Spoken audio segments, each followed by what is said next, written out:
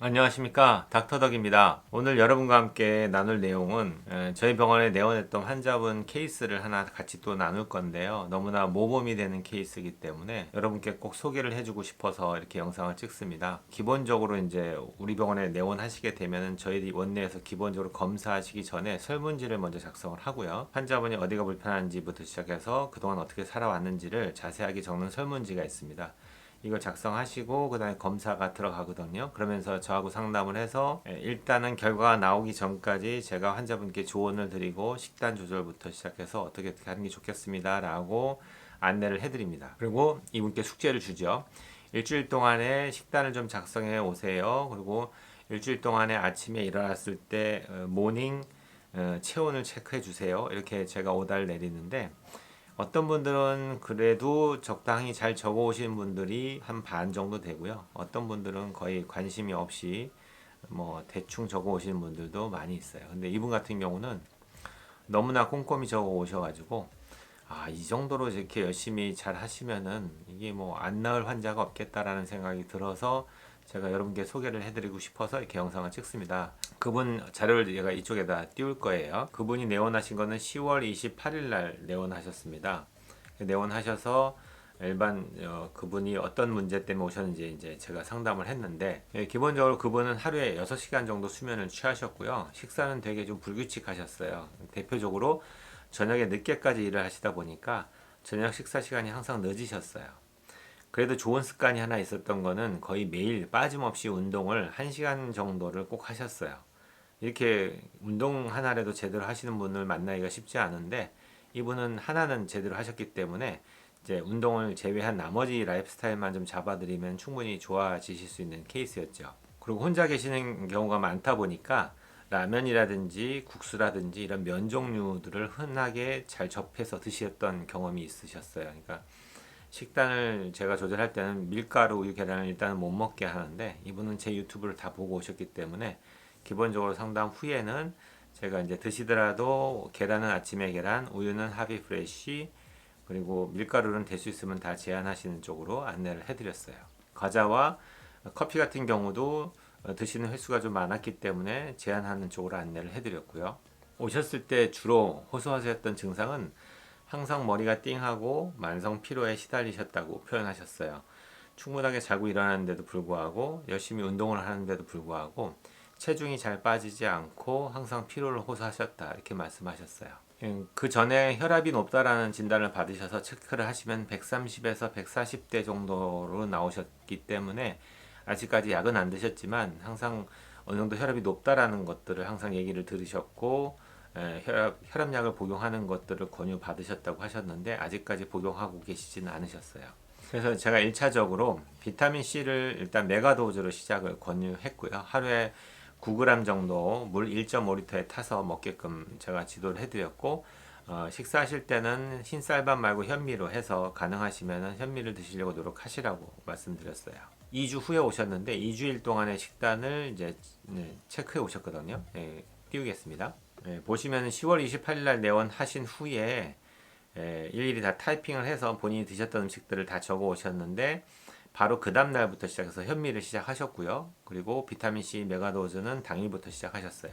기초 체온을 측정하길 권했는데 기초 체온 같은 경우에는 이제 체온계를 수은 체온계를 구하기 어려워서 디지털로 측정하셨는데 아무래도 디지털 같은 경우에는 좀 정확한 온도 체크가 어렵기 때문에 이거는 이제 다음에 내원하셨을 때는 수은 체온계를 제가 원내 걸 빌려드려서 그걸로 측정하게 했고요. 10월 31일 날 계란도 바로 주문하셔서 아침에 계란으로 스타트 하셨고 11월 1일부터는 천일염을 조금씩 섭취하시면서 들기름도 하루에 한 스푼씩 드셨다고 돼 있고요. 식단을 보시면은 되게 철저하게 잘 관리하고 있다는 게 보일 겁니다. 거의 밀가루, 인스턴트 패스트푸드는 거의 드시지 않고 있고요. 그리고 11월 6일부터는 하비프레쉬도 이제 주문해서 우유를 드시기 시작했고요. 그 다음에 11월 7일부터는 기버터를 주문하셔서 이것도 역시 초지 우유를 기반으로 만든 버터기 때문에 좋습니다, 몸에는. 그동안에 처음에 왔을 때 제한테 호소했던 증상이 아무리 운동을 하고 열심히 관리를 해도 체중에 변화가 없다 이렇게 말씀하셨거든요.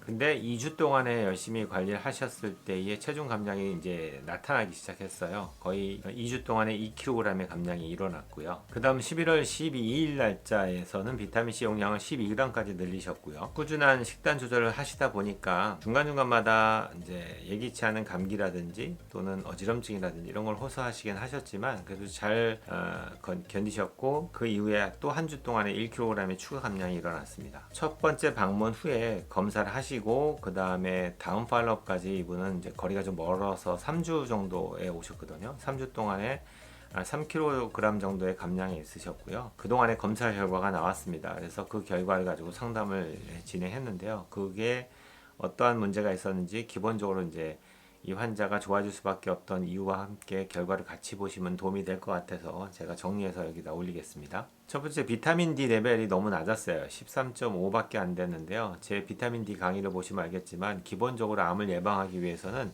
60에서 70 이상을 유지하셔야 됩니다. 그래서 이분도 역시 비타민 D 결핍이기 때문에 비타민 D 주사를 투여하면서 경구제로도 제가 복용을 권유했습니다. 그 다음에 간 해독 장애도 보였기 때문에 이건 뭐 역시 지방간이라든지 지금 과체중 때문에 생기는 문제일 가능성이 높고요. 가장 중요한 VP청 검사라고 해서 이게 혈관의 동맥경화증을 보는 검사인데요. 이걸로 통해서 우리는 혈관의 나이를 측정할 수 있습니다. 대략적으로 이제 유추하는 데이터이긴 하지만 이분이 나이가 실제 나이가 50대 초중반인데 불구하고 혈관 나이는 90세가 나왔어요. 이게 어떤 문제냐 하면은 잘 생각해 보시면 우리 몸은 각 세포 레벨로만 내려가서 이해하신다면 세포가 중요한 영양소로 공급을 받고 산소를 공급받은 다음에 대사가 이루어지고 노폐물이 빠져나가면서 여러 가지 이제 대사 물질이 순환이 돼줘야 되거든요. 근데 혈관이 안 좋다는 얘기는 그 모든 시스템에 일단 제1차적인 걸림돌이 된다는 거예요. 그러다 보니까 아무리 운동을 열심히 해도 혈관 자체 해결이 안 되면은 당연히 세포 레벨이 건강해질 수가 없죠. 그러다 보니까 뭐 대사도 안 일어나고 그러다 보니까 뭐 체중 조절도 잘 안 되는 거죠. 근데 그 혈관을 깨끗하게 해주는 치료를 하시면서 오실 때마다 혈관으로 혈관 청소를 하시는데 그것과 함께 에너지 대사를 잘 돌아가게 하는 비타민을 투여하고 나니까 대사가 잘 이루어지기 시작하면서 식단 조절이 딱 되기 시작하니까 체중이 저절로 빠지게 되죠. 뭐 한 게 없잖아요. 지금 원래 운동은 계속 해오셨고 식단만 조절하시고 처방하는 비타민만 먹는데 체중이 빠지는 거예요. 신기하죠. 그다음 남성 호르몬 레벨이 너무 낮으셨어요. 아무리 50대 초중반이라고 하더라도 2점대 테스토스테론 레벨이라면 너무 낮은 겁니다. 기본적으로 저희 랩실에서 나오는 수치로 본다면은 한 5에서 7 사이 정도 되는 게 그 나이의 평균적인 어떤 수치라고 볼 수 있고요. 근데 이분은 그거에 뭐 한 3분의 1밖에 안 되신 거죠. 그러니까 너무 낮아요. 그래서 아마도 이제 남성 호르몬이 전달되는 콜레스테롤에서 남성 호르몬으로 넘어가는 그 중간에 어떤 과정에서의 문제가 있었던 것으로 추측이 됩니다. 그래서 콜레스테롤에서 테스토스테론이라는 호르몬이 만들어지는 과정의 중요한 코팩터들을 찾아서 보충해 주는 것이 치료에 도움이 되겠죠. 또한 호모시스테인이 혈관에 되게 안 좋은 영향을 준다고 제가 강의를 했는데 이분도 좀 높았어요. 정상 레벨은 7 이하가 좋은데 13이 넘으셨으니까 약 2배 가까이 높으신 거죠. 그러다 보니까 혈관 나이도 안 좋아지는 거고요. 그래서 얘를 해결하기 위해서 아연이라든지 비타민 B군을 추천해 드렸습니다. 이러한 검사 결과를 기반으로 이런 분들께 꼭 필요한 비타민제를 저희가 추천을 해 드리고요.